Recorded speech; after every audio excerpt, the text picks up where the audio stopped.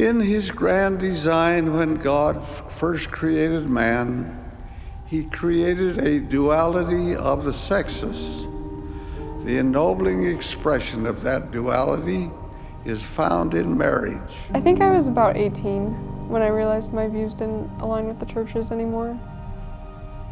Neither is the man without the woman, neither the woman without the man in the Lord. There is no other arrangement that meets the divine purposes of the Almighty. I felt like even though I was trying to fit in and be the best Mormon I could be, I just didn't quite hit the mark.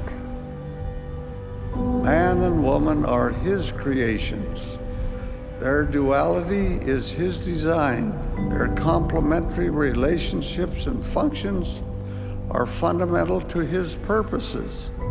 One is incomplete without the other.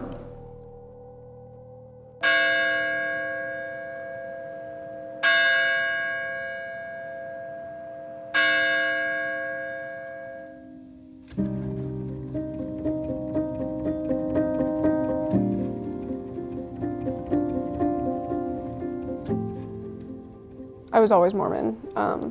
Both of my parents are Mormon, and so they raised us in the church, and I was baptized when I was 8 years old, which is the age you get baptized when you're Mormon. I think that I was actually a really good Mormon kid. I didn't do anything that I wasn't supposed to be doing as a Mormon. I didn't drink alcohol or smoke or have sex. But Mormonism was really my whole life. I think that there wasn't a day that went by that I didn't think about church, or that I wasn't thinking about God or religion. Or I think even though we only went to church on Sundays, I was just constantly thinking about church and doing things for the church. All my friends were Mormon, so I think that in a way it was just, I was very sheltered and confined to that Mormon bubble. We warn that individuals who violate covenants of chastity, who abuse spouse or offspring, or who fail to fulfill family responsibilities will one day stand accountable before God. Further, we warn that the disintegration of the family will bring upon individuals, communities, and nations the calamities foretold by ancient and modern prophets. We call upon responsible citizens and officers of government everywhere to promote those measures designed to maintain and strengthen the family as the fundamental unit of society. This is my quad Bible. It's basically a combination of the Holy Bible, the Book of Mormon, Doctrine and Covenants, and Pearl of Great Price. I felt from a pretty young age that I didn't belong there. I couldn't, at church or with my friends or family, I just couldn't fully express who I was. Even though I loved it there and I loved my friends and I loved just having the church in my life, I think I just felt also a lot of sadness.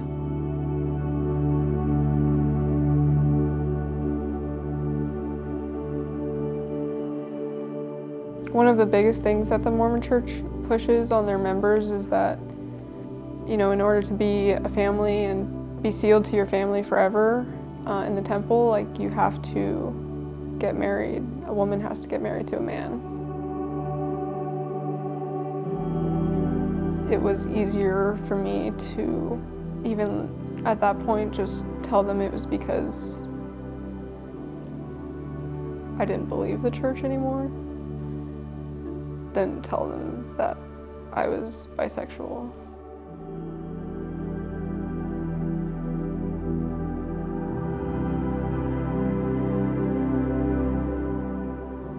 I was scared to lose my friends and lose my family if I ever told them.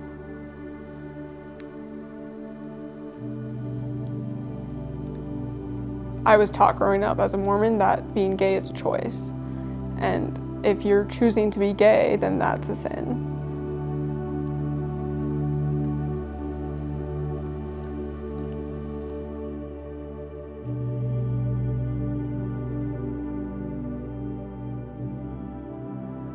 Leaving the church was definitely the hardest thing I've ever done. I've had a huge identity crisis. I went through probably the worst depression of my life because I had to figure out what my values were and what I believed all over again.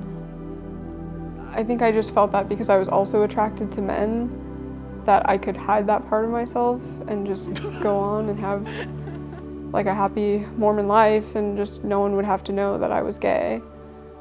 I thought I would just be able to marry a man and have kids and live the gospel and go about my life without ever really telling anyone.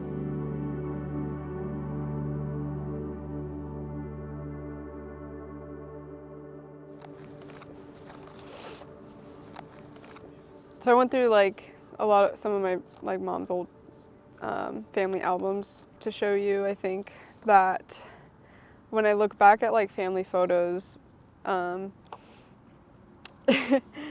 there's a lot of foreshadowing of how my life would end up. I could see how happy I was as a kid, how funny I was, and just how outgoing I was. And then there was a point in my life where I think being in the church was so detrimental to my mental health, and I could clearly see that looking back at these photos.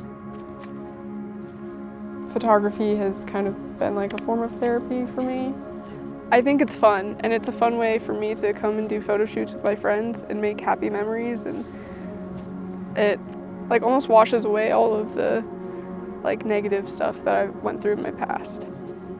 Yeah, I want her above ground. She's still in the present, obviously, and then you're below ground. I have Stephanie dressed in white because white is very symbolic in the Mormon religion. You wear all white when you go to the temple. When you die, you wear your temple, they dress you in your temple clothes in all white. When you get married, you're in all white. It symbolizes cleanliness. Look down. Down more.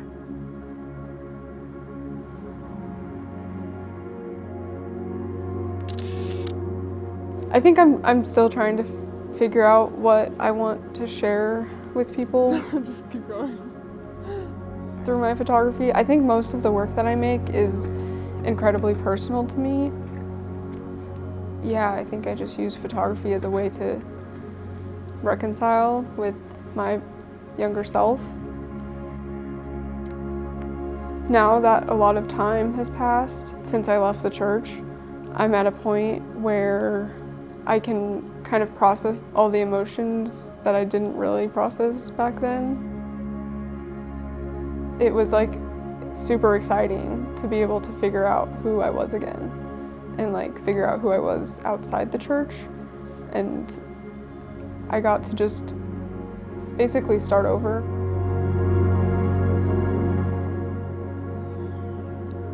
Even just going back to the temple and being on the grounds of the temple, I just don't feel I don't feel all the anxiety and pressure to hide myself there, or just to not that I can't be who I am. Yeah, I think I'm at the point in my life where I feel at peace with who I am and happy with where I'm at. And so I can go back to those places and it just doesn't affect me anymore.